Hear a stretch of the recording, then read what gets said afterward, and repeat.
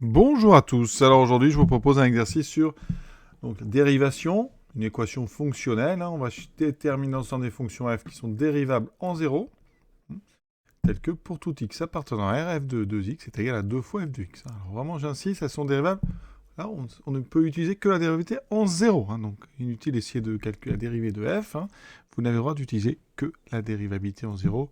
Donc, comment est-ce qu'on va procéder? D'abord, dérivabilité en 0, ça veut dire quoi? C'est-à-dire que la limite du taux d'accroissement de f en 0, ça tend vers donc, un nombre ici réel, qu'on va appeler f' de 0. Donc, ça veut dire qu'ici, donc limite, quand x tend vers 0, de f de x moins f de 0 sur x moins 0, donc en fait sur x, c'est bien ça, c'est égal à f' de 0. D'accord? F' de 0, c'est un réel. Donc ça, c'est la traduction de la dérivabilité en 0. Ici, on a f de 0 qui apparaît. Donc on va essayer d'aller chercher ce f de 0. Donc ici, si on applique la relation fonctionnelle à x égale 0, on obtient f de 2 fois 0, 0, est égal à 2 fois f de 0. D'accord? Donc ça, bien tout simplement, si je mets tout du côté droit, ça me fait 0 égale f de 0. Donc je viens de trouver la valeur de f0. Donc, je complète ma dérivabilité en 0. Ça veut dire que la limite, quand x tend vers 0, de f de x moins f de 0, donc moins 0, sur donc x moins 0 qui vaut x, eh bien c'est égal à f' de 0. Donc on a le quotient f de x sur x qui tend vers f' de 0 quand x tend vers 0. Ça, c'est intéressant. On peut par exemple utiliser une utilisation séquentielle de la chose en prenant une suite. Par exemple, une suite un. Si on a la limite de un quand n tend vers plus l'infini qui est égal à 0, et que un, bien sûr, est différente de 0, alors la limite de f de un sur un va être égale à f' de 0. D'accord? Entre parenthèses, pour tout n, il me faut un, donc différent de 0, pour pouvoir faire la division. Voilà, donc on a limite de f de n sur n qui est égale à f' de 0. Donc ça va être intéressant, vous allez voir, c'est vraiment le ressort en fait de cet exercice. Regardons un petit peu cette relation fonctionnelle. En fait, si je l'applique à x, f de x, c'est donc 2 fois f de x sur 2. Je l'ai appliqué à x égale x sur 2, voilà. Ça veut dire qu'après, je peux aussi faire, par exemple, f de x sur 2 égale 2 fois f de x sur la moitié de x sur 2, c'est-à-dire x sur 2, ça fait sur 4.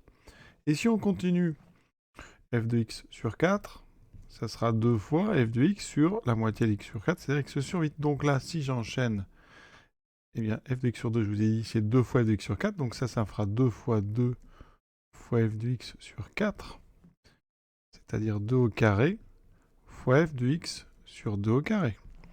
Si je continue, f de x sur 4, c'est 2 fois f de x sur 8, donc j'aurai aussi 2 au cube, f de x sur 2 au cube, et ainsi de suite. Donc on va démontrer facilement par récurrence que c'est 2 puissance n fois f de x sur 2 puissance n. Une simple récurrence, donc pour n égale 0, effectivement 2 puissance 0 vaut 1, donc la relation elle est vraie. On a f de x qui fera une fois f de x. Ensuite, hypothèse de récurrence, je vais rédiger vraiment très très rapidement. Donc on suppose que pour un n, eh bien, f de x égale 2 puissance n, f de x sur 2 puissance n. Est-ce que c'est vrai au rang suivant?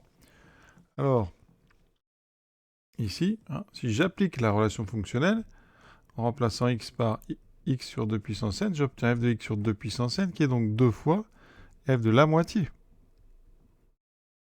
de x sur 2 puissance n, c'est-à-dire f de x sur 2 puissance n plus 1. Donc ça ici, si je le mets dans ma supposition, j'obtiens ici f de x égale 2 puissance n fois 2 fois x sur 2 puissance n plus 1. C'est exactement la relation au rang suivant. Donc l'hérédité est démontrée, et donc par le principe de récurrence, notre propriété est vraie, quel que soit donc n appartenant à grand N. On a donc montré cette chose-là pour tout x.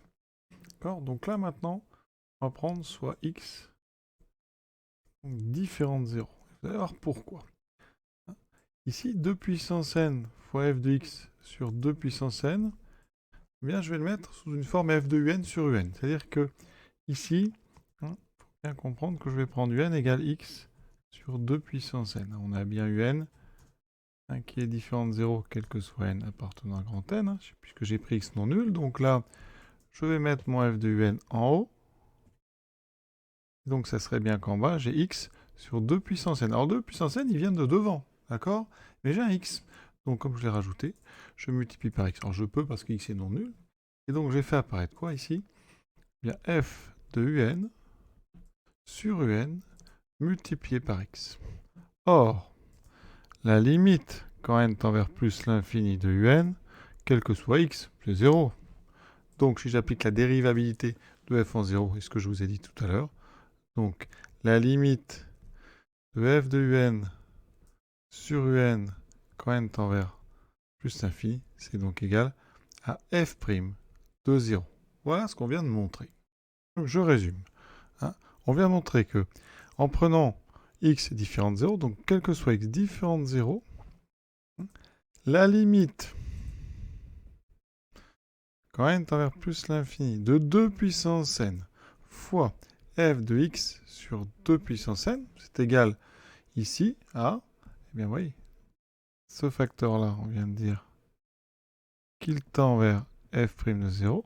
Vous avez ici un x, donc ça fait x fois f' de 0.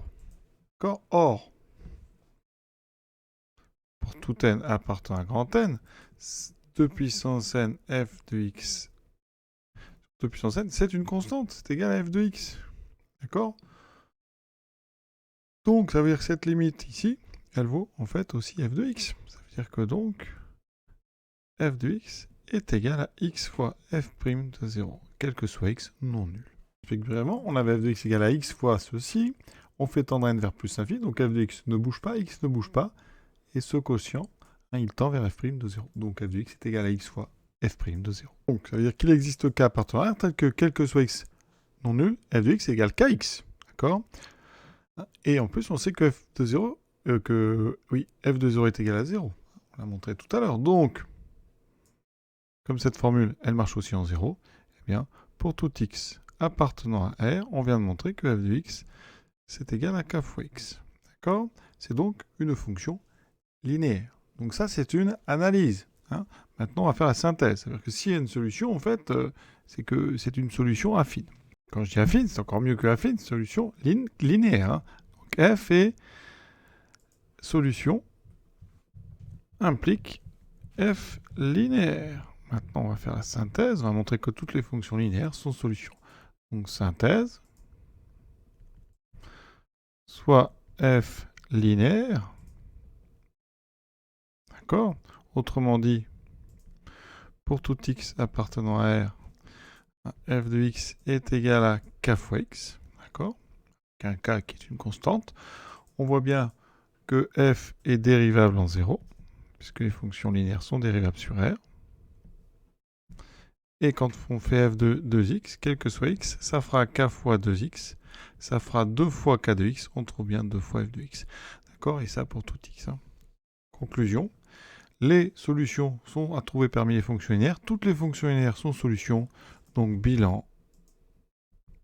Hein, les solutions sont les fonctions linéaires. Les solutions sont les fonctions kx s'associent kx avec k appartenant à R. Ce très joli exercice est terminé. Donc, je vous souhaite une bonne fin de journée à tous, en espérant que vous avez apprécié. À très bientôt.